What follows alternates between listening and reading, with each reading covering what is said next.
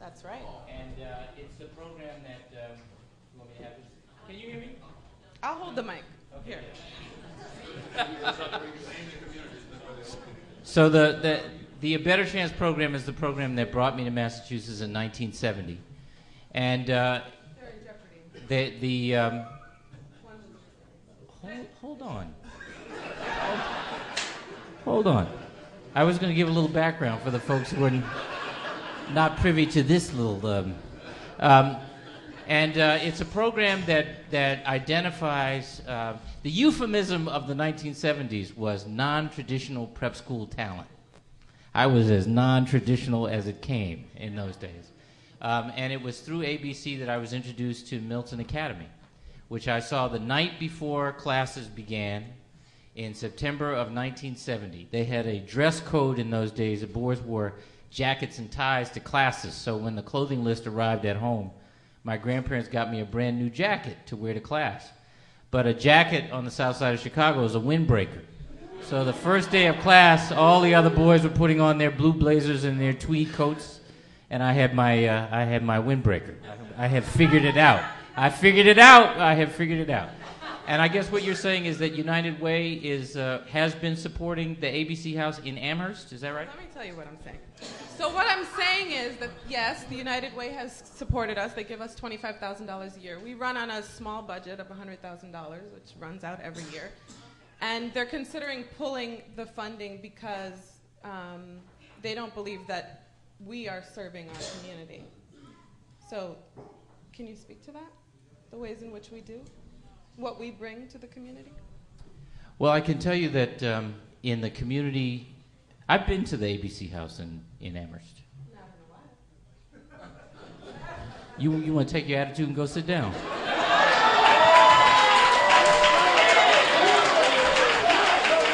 I can bring some attitude too. I'm just trying. So no, I haven't. Probably not in 3 years. Probably something like that. Probably about 3 years. I haven't been there, and I honor what you do.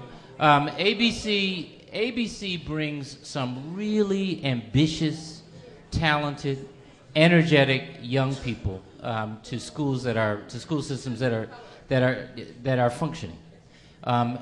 Away from school systems that are not functioning. And it is as transformative today as it was 30 years ago, 40 years ago. So really, I didn't know that you were having trouble with the United Way.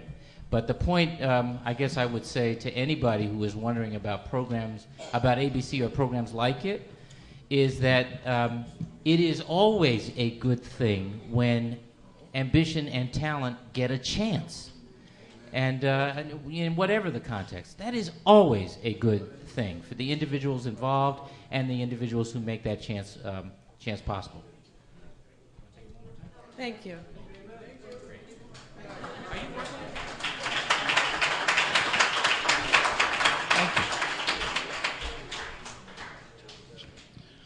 Any other sass out there? All right. I know you have it. I want to remind you all we are on a time constraint, and also we need to talk in the mics because they are taping us live on WTCC. Governor, here's a question. Comment on the Board of Elementary and Secondary vote of intent to close the Robert M. Hughes Academy Charter School.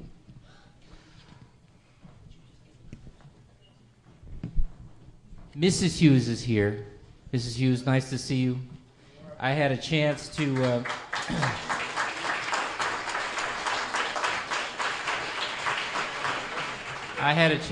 I'm sorry.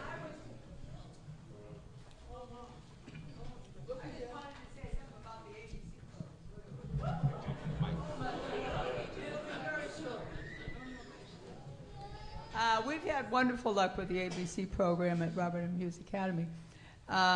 In fact, there's a young woman who graduated from RMH 4 years ago, and she went to Wellesley High School, and she graduated, and now she is a student at Wellesley College in pre-med.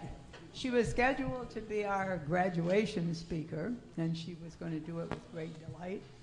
However, she just got I think a full scholarship stipend to a summer program as a medical intern type thing at the University of Virginia Medical School. So she has to leave before our graduation date, unfortunately. But, and then we had some other students go. I won't take the time. What was the other place? Oh, the Robert M. Hughes School. Of course, that's what I'm here for today. And I did get the governor's ear downtown at the Chamber of Commerce, the Latino Chamber of Commerce. And he had told us in his talk to engage and to be proactive and don't be afraid of getting into people's faces about it. So I got into his face at the very end of the meeting. And I think he gave me about 5 minutes, and it was wonderful, and I was so appreciative of it, because I think we have a wonderful school, and if it should close its doors, it would be a great loss to Springfield and to the families who have chosen to send their children there. And well, anyway, I could go on and on about the school, which is a wonderful institution. So we have, and I just want to say that we have a wonderful new principal who's doing fabulous things. A wonderful second in command. We have, oh, I don't want to take all this time, but I can't. Thank you. Thank you. As the governor said to me, as I was talking to him this afternoon, he said, I can feel your passion. And my passion does run very, very deep. Oh, I'm sorry. My passion runs very, very deep.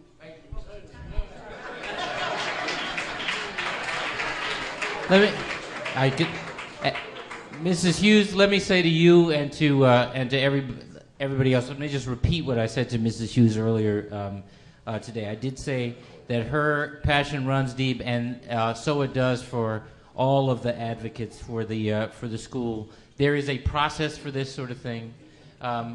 It's in process right now. There's an appeal process. I try to stay out and keep at an arm's length and not influence that process, but I hear the point. I will take the point and see what we can do. Okay. Right. Next question. Are you going to increase the aid for college students? We just did. The question is, are we going to increase the aid for college students? The best thing we can do right now, by the way, I think UMass is going to, if they haven't already announced it, they're going to hold tuition level year to year. And we're hoping that the other state colleges and community colleges will do the same, because the times are so tough. And we were able to use stimulus money last year to moderate the increases in the fees, which is actually a bigger problem in many public colleges and universities. They're higher than the tuition. Because, I talked about the AA bond rating being reaffirmed. Just so people understand what that means, this is a perfect example. Because the bond rating is high, the Massachusetts Education Finance Agency was able to go back into the market and raise money for low interest fixed rate loans for Massachusetts students going to college. $34 million of new money for those loans for the coming school year, and they are available right now. So if people are looking for ways to fund their higher education, you should go on the MEFA.org, MEFA.org website, or call their number, which I don't have, but maybe we can get before the end of the broadcast, and that's a source. Governor, if you're reelected, what can you do to help small minority businesses to stay in business? Let me mention two things we are doing right now, among others. When I go around and talk with small businesses, first of all, I want to acknowledge, small businesses, people may not know this, small businesses represent 85% of the businesses in the Commonwealth.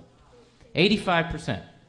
If they don't start hiring, we don't get a recovery. Simple as that. And many, many small businesses are telling me and members of our team that they have the commercial activity to justify adding a position or two or three, but there are two big obstacles that they run up against. One is the cost of health care, and the second